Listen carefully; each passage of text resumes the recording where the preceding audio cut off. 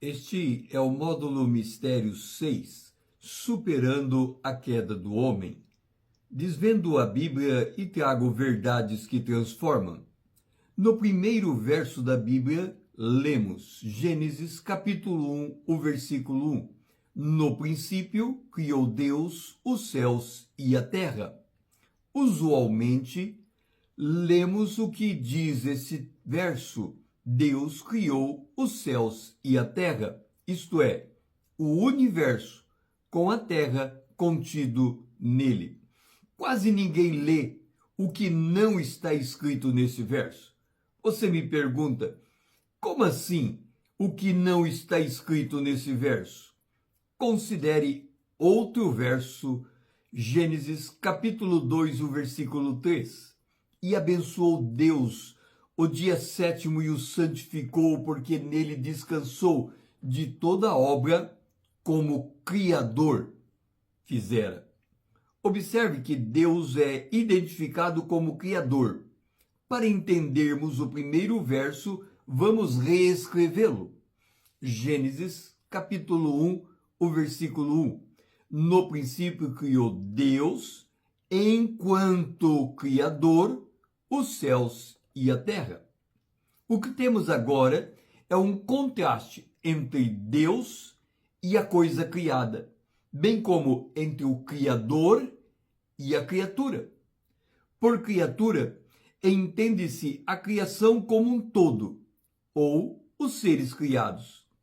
Compreendido o contraste, podemos ler o que não foi escrito. Deus criou os céus e a terra.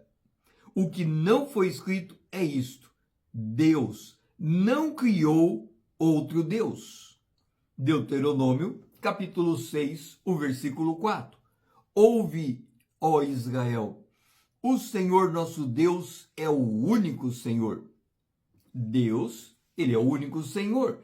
Reforçado em Isaías 45, versículo 6. Para que se saiba até o nascente do sol e até o poente, que além de mim não há outro, eu sou o Senhor e não há outro. O que implica sabermos que Deus não criou outro Deus, que há um só Deus, um só Senhor, e fora de Deus não há nenhum outro? Primeiro, nenhuma criatura tem os atributos exclusivos de Deus. Quais são eles?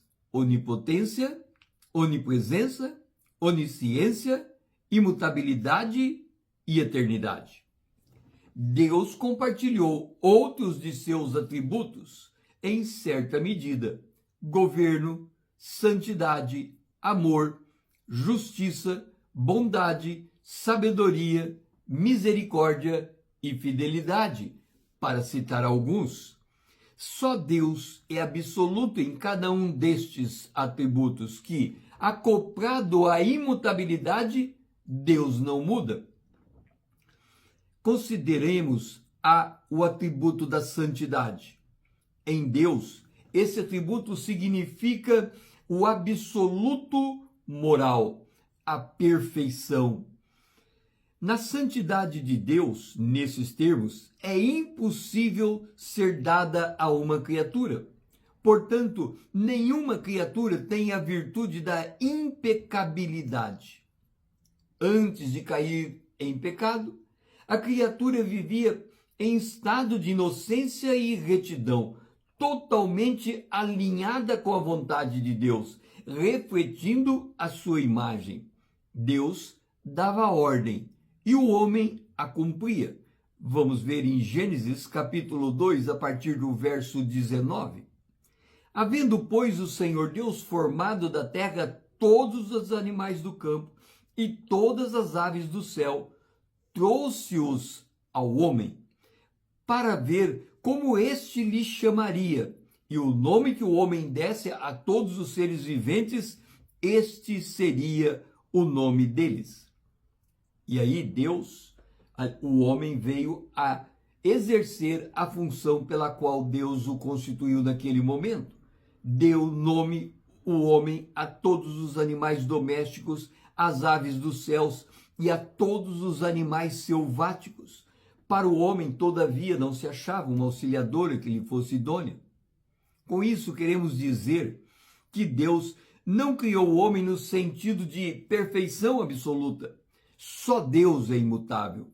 Deus criou o homem perfeitamente habilitado para trazer glória a Deus.